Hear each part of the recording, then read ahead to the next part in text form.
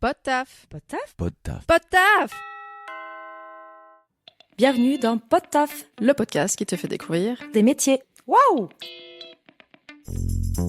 Moi, c'est Laura. Et moi c'est Sarah, On a passé la trentaine, on a testé pas mal de métiers. sans jamais trouver le bon.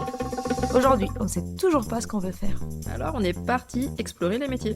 Pour comprendre ce qu'ils sont vraiment. Et on vous emmène avec nous. C'est parti, Sarah? C'est parti Laura, t'es prête? Oui. Et justement, on accueille notre nouvelle invitée du jour. Bonjour Aude Charot, Bonjour. bienvenue sur Podtaf. Peux-tu nous expliquer c'est quoi ton métier? Mon métier, donc je suis experte en Feng Shui traditionnel chinois. Donc le Feng Shui, pour faire une analogie que tout le monde arrive à comprendre à peu près, c'est l'acupuncture de l'habitat. Donc en gros, tu vois, on a une carte de méridien à l'intérieur du corps, vous connaissez, et puis avec des petites aiguilles, l'acupuncteur, il vient ajuster l'énergie. Dans l'habitat, il y a des flux d'énergie aussi, il y a des méridiens aussi. Et moi, j'ai pas des aiguilles, mais j'ai des couleurs, des matières, des agencements spécifiques. Et c'est comme ça, en fait, que je vais essayer de profiter des meilleurs flux d'énergie qu'il y a dans la maison et puis essayer de contrôler ceux qui sont moins sympas. Est-ce qu'on peut revenir sur la signification de Feng Shui et c'est quoi l'histoire, les origines? Parce qu'on y connaît franchement rien. Alors, Feng Shui, littéralement, ça veut dire vent et eau. En fait, à l'origine, c'était même le Kan-Yu-Shu, l'art d'observation de la Terre. En fait, ça a 4000 ans. Et au début, c'était pour les habitats yin, donc les sépultures.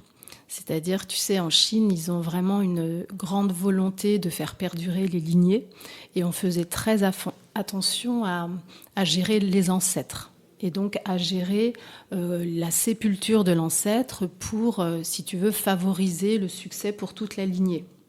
Et donc, l'emplacement de la tombe, c'était quelque chose de vraiment scruté, regardé, il y avait des calculs de faits, etc.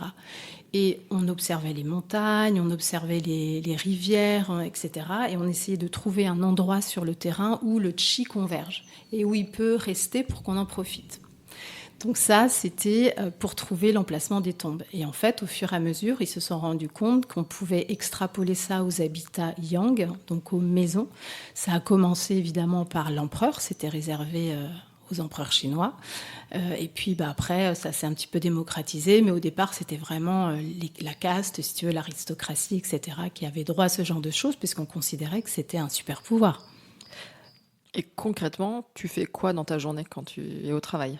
Alors, quand je suis au travail, une expertise Feng Shui, ça se présente comment? En fait, moi, je travaille essentiellement à distance. Donc, je demande à mes clients de m'envoyer le plan de leur habitat, maison ou appart, l'orientation cardinale, donc prise avec une vraie boussole, que je vérifie moi de mon côté grâce à des outils comme Géoportail, Google Maps, etc. Donc, ensuite, je pose mes grilles de lecture sur le plan. Et grâce à ces grilles de lecture et à certaines abacs Feng Shui, je peux analyser en fait les flux d'énergie à l'intérieur de l'habitat. Et en fonction de ça, je vais donner des recommandations donc pour agencer et aménager les pièces, pour les décorer. En fait, finalement, la décoration d'intérieur va être une traduction du Feng Shui, mais c'est pas la même chose, tu vois. Et puis voilà, quoi. Donc je donne des couleurs, des matières pour chaque pièce. Je peux préconiser quelle est la meilleure chambre, par exemple quand il faut répartir les chambres pour une fratrie, tu vois. S'il y a un petit dort pas, je peux recommander des orientations de bureau, que ce soit pour des étudiants ou pas pour des professionnels, tu vois, qui bossent de chez eux. Tout ça. Ça veut dire que la disposition de nos meubles influence comment on peut se sentir, peut-être plus ou moins en forme, plus ou moins concentré sur le travail ou plus ou moins bien dormir? C'est ça. En fait, si tu veux, tu as deux types de configurations qu'on considère en Feng Shui. Tu as la circulation du Qi. Donc le Qi, c'est la force vitale, c'est l'énergie. C'est la traduction la plus simple, même si c'est trop simple. Donc tu as tout ce qui est circulation de l'énergie. Donc on va faire très attention à comment on agence les meubles principaux, par exemple. Et puis tu as une deuxième dimension qui est celle de l'école Basaï, l'école des 8 demeures. En fait, on va calculer en fonction de ta date de naissance ton trigramme de vie. Et en fonction de ce trigramme, tu vas avoir des orientations et des emplacements qui vont être le plus favorables pour dormir, pour travailler, pour cuisiner, pour te reposer, tu vois. Et donc, c'est ça qui va m'indiquer quelle chambre, par exemple, est plus adaptée à tel enfant, comment on peut mettre le lit du couple, comment mettre le canapé, comment mettre la cuisinière. En fait, on a des codes. J'ai vraiment une grille de lecture, si tu veux, pour permettre d'agencer au mieux. Moi, si tu veux, comment je suis venue au Feng Shui, j'ai soigné 10 ans d'insomnie en 10 jours. Donc, c'est une formule qui fait un petit peu magique, mais n'empêche que c'est vrai. En fait, je me suis dit, bon, c'était le dernier truc à tester. Et j'ai testé le Feng Shui. Et voilà, au bout de 10 jours, une fois qu'on avait tout fait bien en Feng Shui, j'ai fait mes nuits. Le Feng Shui, c'est assez mystérieux pour le commun des mortels en Europe. Est-ce que c'est une science, une croyance ou du bon sens ? Pour moi, c'est un art. Et c'est beaucoup de bon sens. En fait, ce qu'il faut comprendre, c'est que la majorité des enseignements du Feng Shui sont liés à des observations. Et des fois, mes clients me disent « Ah bah ça c'est du Feng Shui, bah finalement c'est du bon sens. » Bah oui, parce qu'en fait le Feng Shui n'est pas d'un truc complètement bizarre. Par contre, effectivement, il y a eu des grilles de lecture qui ont été construites au fur et à mesure, un peu comme des mathématiques. C'est-à-dire qu'on a des systèmes qui ressemblent un peu à des systèmes binaires. Hein. Le 0-1, bah, nous c'est le yin et le yang. On va aussi beaucoup travailler avec les 5 éléments chinois, avec des cycles de construction, des cycles de contrôle, des cycles de destruction. Et en fait, c'est l'observation de tout ça qui a été normalisée. Est-ce que tu peux nous donner des exemples de projets que tu as eus avec des clients qui t'ont particulièrement marqué ? Toutes les semaines, je fais des sessions avec mes clientes, en fait, des sessions collectives de coaching, questions-réponses et tout. Et là, hier, j'avais une de mes clientes qui a emménagé dans sa nouvelle maison la semaine dernière, pardon. Et elle me dit, il faut quand même que je te dise un truc. Son gamin, il dormait pas, en fait. Il faisait jamais ses nuits. Il a presque 2 ans. Et elle me dit, on rentre dans cette nouvelle maison. On a fait tout ce que tu nous as dit et il fait ses nuits. Depuis qu'il est dans la maison, il fait ses nuits. Donc, tu vois, ça, c'est des trucs, je trouve que c'est super. Quelles sont les erreurs, peut-être 2 ou 3 erreurs que tout le monde fait chez soi sans le savoir ? On a peut-être des croyances, tu vois, justement, voilà, sur l'orientation du lit, le fait qu'il faut avoir la tête au nord. Bah, moi, je dis, ouais, si t'es oui. Mais si t'es comme moi, la tête au nord, c'est pas bon, tu vois. Je travaille beaucoup avec ça au niveau des couples, si tu veux, de garder leur chambre en sanctuaire un peu, tu vois.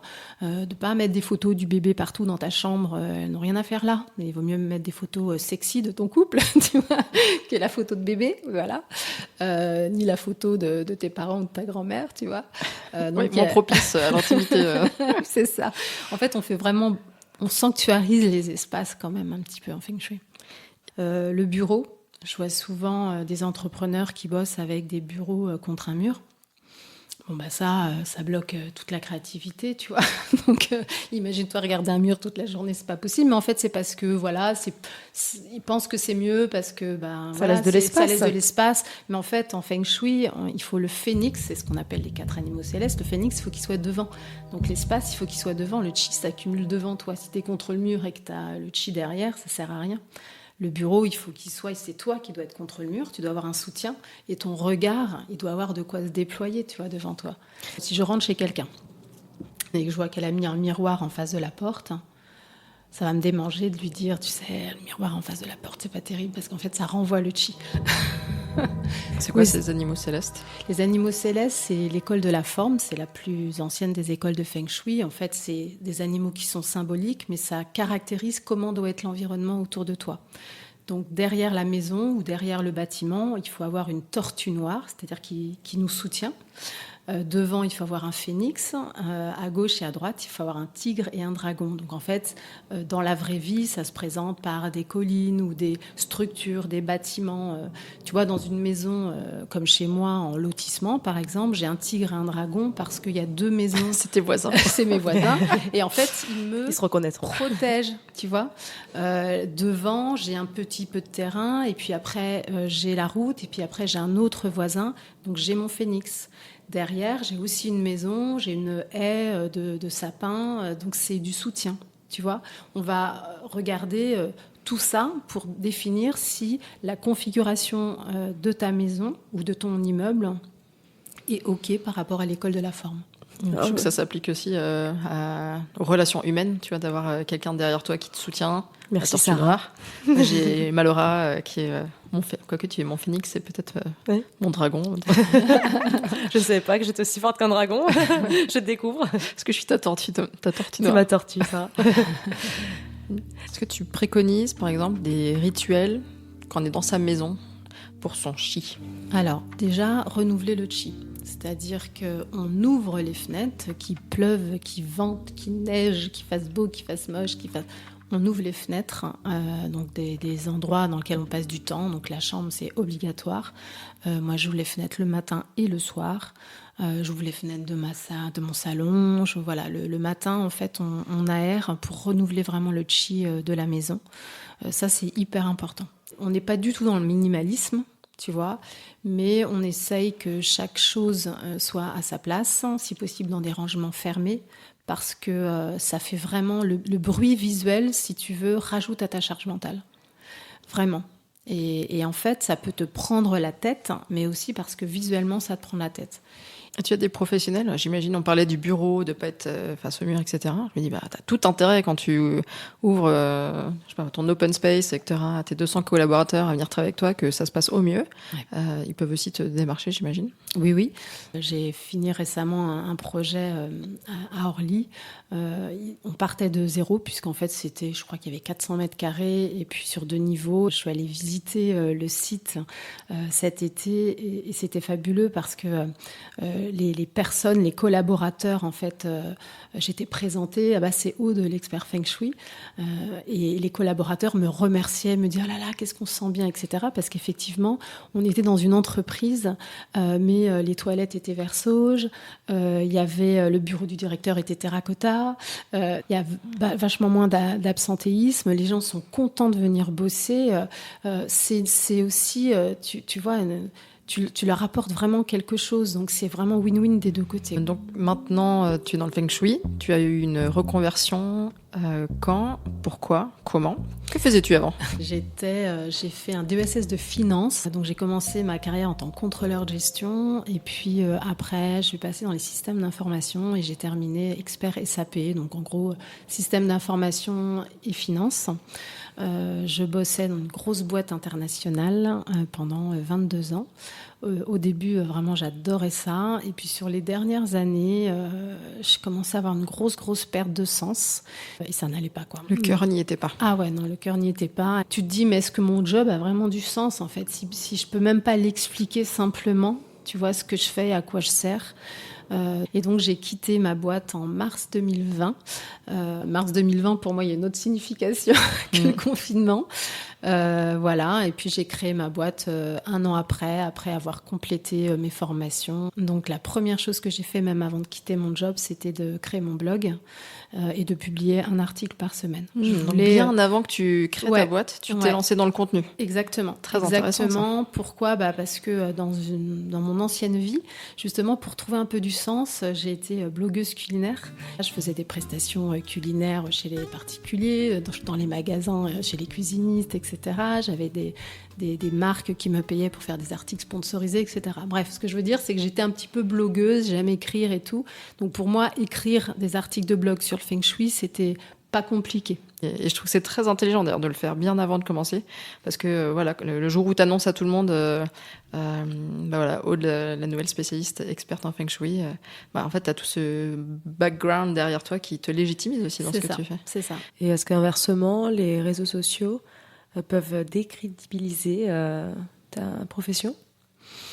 Ouais, bien sûr. Moi, si tu veux, j'ai créé l'Académie francophone de Feng Shui traditionnelle, puisque depuis 2 ans maintenant, je forme, donc j'ai des élèves aussi. Et ce qui me fend le cœur, c'est quand j'ai parfois des personnes qui viennent me voir et qui ont déjà dépensé de l'argent pour se former au Feng Shui et qui comprennent qu'elles n'ont pas appris le bon. Pourquoi ? Le Feng Shui, c'est spatio-temporel. On fonctionne avec l'air du temps. Tu fais pas le même Feng Shui en 2015 qu'en 2026, tu vois. Et ça, cette notion-là n'est traitée que dans le Feng Shui traditionnel chinois. Elles se rendent bien compte qu'il leur manque un truc parce qu'il manquait toute la profondeur des enseignements Feng Shui. Quelles compétences de ta vie d'avant, en entreprise, dans le salariat, SAP, te servent aujourd'hui ? Alors déjà, pour être un expert feng shui, il faut être très organisé et il faut avoir un esprit d'analyse très affûté. Donc ça, tu vois, moi étant dans la finance et dans les systèmes d'information, j'aimais ça, j'aime les chiffres. Tu vois, et donc naviguer sur des grilles de lecture un peu complexes, c'est vrai, ça me sert énormément. Mon côté aussi, j'ai toujours été quelqu'un de très organisé, et je crois que tout entrepreneur, quand tu es tout seul comme ça à mener ta boîte et que justement tu as des activités où tu passes d'expert feng shui à expert en marketing, à blogueuse, etc., à podcasteuse, toutes ces casquettes-là, si tu veux, ça nécessite quand même une bonne organisation, une bonne dose de travail aussi. Donc tout ça, c'est vraiment mon ancienne vie, plus l'anglais qui me permet d'accéder à des ressources quand même un peu plus pointues, et ça, moi, j'en ai besoin. Ouais. Tu es à ton compte ? Je suis à mon compte, donc moi, j'ai créé ma société Aude à la déco. Je me suis aussi formée à la décoration d'intérieur et au homestaging, et je me suis dit, ça, je vais faire les 3. En fait, si tu veux, tu ne peux pas ne plus savoir ce que tu sais. Et donc je ne pouvais pas avoir des projets de déco qui ne soient pas feng shui. Quand je savais que ça n'allait pas nourrir le chi, pour moi, c'était pas possible. Tu vois, tu peux pas. Ça peut être du feng shui un peu clé en main. C'est-à-dire que tu as des gens qui ont ma feuille de route feng shui et qui se débrouillent avec ça parce qu'en fait, ils aiment la déco, ils comprennent les couleurs, les matières, ils n'ont pas besoin de plus d'aide que ça. Et puis, j'ai des personnes que j'accompagne vraiment jusqu'au bout qui, pour chacun de leurs choix déco, font appel à moi, quoi. Les gens qui cherchent le feng shui, qui cherchent une expertise, me trouvent. J'ai écrit 3 livres, j'ai un podcast, j'ai une chaîne YouTube. Quand tu as commencé à officialiser le fait que tu as monté ta boîte, que tu allais dans le feng shui, est-ce que dans ton entourage proche, il y a eu un peu de la réticence, des sceptiques? On dit, mais attends, t'as lâché ton boulot qui était super bien payé, tu te lances dans un truc un peu folklore. Est-ce que déjà, c'est arrivé? Comment ça t'a affecté? Et quels conseils tu donnerais à des nouveaux entrepreneurs, entrepreneuses qui n'ont pas forcément le soutien de leur entourage proche? En fait, les collègues, ils étaient complètement satellisés parce qu'en fait, ils s'imaginaient tous que j'allais me tourner vers la cuisine, le culinaire et tout, vu que j'étais blogueuse culinaire, tout ça. Pour eux, le feng shui, c'était vraiment loin d'être concret. Loin d'être concret. Les énergies, mais qu'est-ce qu'elles racontent? Donc, aucun soutien, même s'il n'y avait pas de méchanceté ni rien du tout, mais c'était vraiment une incompréhension. Au niveau de mes amis, pareil. Ils n'ont pas compris, en fait, mon choix. Ils sont même surpris que ça marche. Donc, merci voilà. le soutien. Ouais, merci le soutien. Et au début, en fait, c'est vraiment très difficile. Et puis c'est pareil, voilà, mes parents sont très traditionnels, etc. Et ils comprenaient absolument pas ce choix qu'ils considéraient comme très très dangereux. En fait, tu t'imagines que tes potes, ils vont relayer, tu sais, ta carte ou relayer tes posts. Ça prend quoi de partager un post Facebook où tu annonces que tu fais une conférence à tel endroit ou de venir à la conférence, tu vois, pour qu'il y ait un peu de monde dans la salle et tout. Faut pas compter sur ses amis, en fait, pour développer son business, de toute façon. Ça, c'est clair. Et pourtant, on dit dans le monde de l'entrepreneuriat, ton réseau, c'est ce qui est le plus fort au démarrage. Et finalement, toi, tu n'as pas eu ce soutien-là et tu t'es quand même battu et tu as réussi. Je crois qu'il faut être entrepreneur ou il faut avoir été entrepreneur pour comprendre à quel point c'est important d'aider un entrepreneur avec juste peut-être, relayer un post, parler. Moi, je connais une experte feng shui, j'ai une copine qui est experte feng shui, tu vois. Finalement, est-ce que tu as eu des surprises sur ce qui a fonctionné? Des choses que tu t'es dit, j'aurais dû le faire avant, qui ont aidé justement à faire grandir cette entreprise ou toi à te conforter? Typiquement, le face caméra. Donc je me cachais beaucoup derrière les mots, derrière mon blog, mais je me montrais très très peu. Et puis en fait, de me voir, de m'entendre parler, de voir mon authenticité, de voir que je suis madame tout le monde. Tout ça, ça fait beaucoup de bien à mon business. Alors, est-ce que ce métier, tu le fais pour la gloire ou la fortune ou justement autre chose? C'est vraiment... je crois profondément au feng shui, je crois profondément à l'importance des énergies dans les lieux. Et j'aimerais vraiment d'être reconnue pour ça. Où est-ce que d'ailleurs on peut retrouver, tu as un compte Instagram, un blog, des livres, où est-ce qu'on peut retrouver tout ça? Et même ton podcast? Alors mon podcast s'appelle Feng Shui Flow. Donc ça, tu le trouves, tu tapes Feng Shui Flow dans les plateformes de podcast, tu le trouves. Ma chaîne YouTube s'appelle Aude Charot Expertise Feng Shui, donc c'est assez facile de me trouver. Et mon site internet, c'est fengshui-expert.fr. Et là, il y a vraiment toutes mes ressources, mon blog, et puis des petites ressources, il y a des ateliers digitaux, des choses comme ça. Voilà. Pour les gens qui travaillent en télétravail, est-ce qu'il y a des recommandations ? C'est où qu'on travaille le mieux ?